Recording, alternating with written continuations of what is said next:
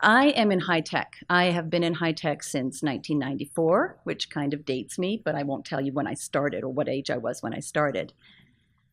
But I've been in startup companies, in large companies, in mid-sized companies, in companies that merged. High tech does that a lot. And right now I'm with SAP, which is a large company that acquires a lot of companies. So it's an interesting place to be. There is always movement, and your job today is never what you think it was yesterday or what it will be tomorrow. I have a couple of stories to share. And the reason I picked the title was Happy Endings Only Happen in Hollywood, or that's a variation of the theme. There's a good story, and mostly good story, and there's kind of a not good story. So I'll start with the bad news first. I was with a hardware tech company, and I was having a good week. I'd been with the company for about 6 months, and you sort of flip a switch at about 6 months. You kind of get into your groove, and you feel like, I'm getting the technology, I know the names of the people that walk by, I'm sort of understanding now where we're supposed to be in the marketplace, and I'm understanding, what we want to say to the media, etc. So it was a good week. It was May. There was sun. Who remembers sun?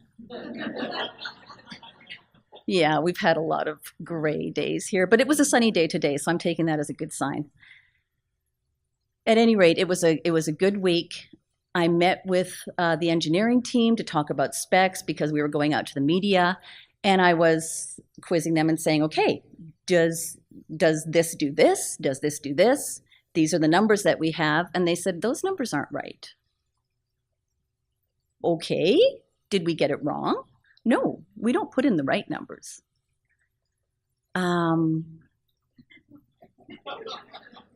Why not? Because then we wouldn't look as good as our competitors. Our competitors don't put in the right numbers either. So how do customers know what's true? It doesn't matter. Once we sell, we're good. We just have to be better than our competitors, and we'll sell more. And I immediately went up to the president's office and I said, we can't lie about the numbers. We have to tell the truth about what our product does. We have to tell the truth about the heights that we reach, what we can do, what we can't do. And he seemed to agree. And then later on that week, we had a meeting, the president, myself, a few of my team had a meeting with some vendors. And we were going into the May long weekend. You probably all know when that is. And the president said, okay, it's Friday. I would like to see a proposal on my desk Monday morning. This was the long weekend. And the vendors looked at me and I said, maybe we could make it Wednesday and just give them an extra day or two because we are going into a long weekend. And maybe that would be better to do. And he seemed to agree. And the vendors were thrilled. And so I thought, yeah, good week. And I went away and had a great long weekend, very sunny long weekend. I'm really hooked on sun right now. And I came back and my boss came up to me and said, we need to see you in the boardroom. And I went into the boardroom. I said, what's going on? And he said, not good. And I walked into the boardroom and they said, we've eliminated your position. That was it. It took me a while to figure out that they just didn't want somebody who was going to call them on things. And I was just supposed to go along. So better not to be there. But it was a shock.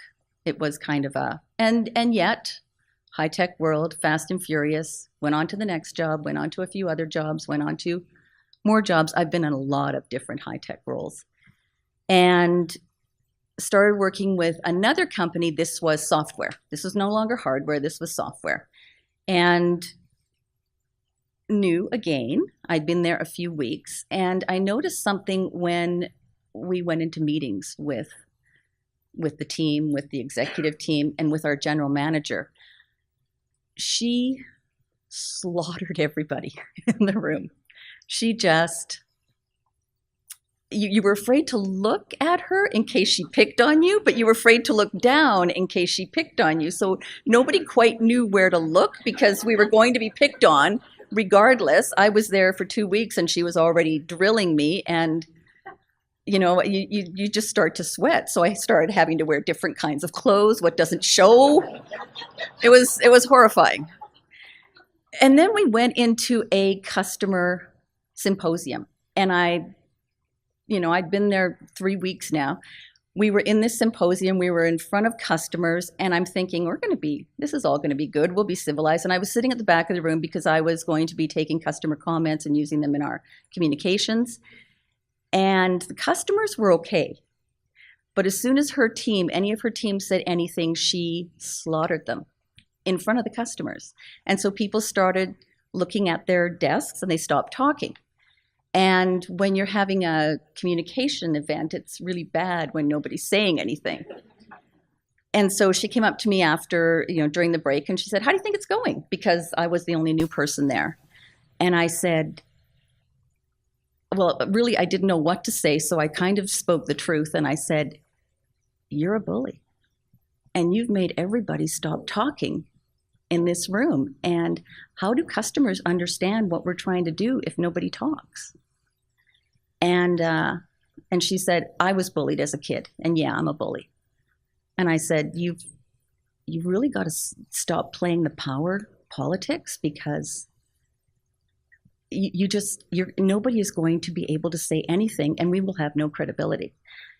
And I don't think it really stopped dramatically, but whenever I was in the meeting, she'd go, "Oh, Andrea's in the room, got to behave myself." And so at least there was that. At least there was some acknowledgement, and I didn't get fired. Thank you.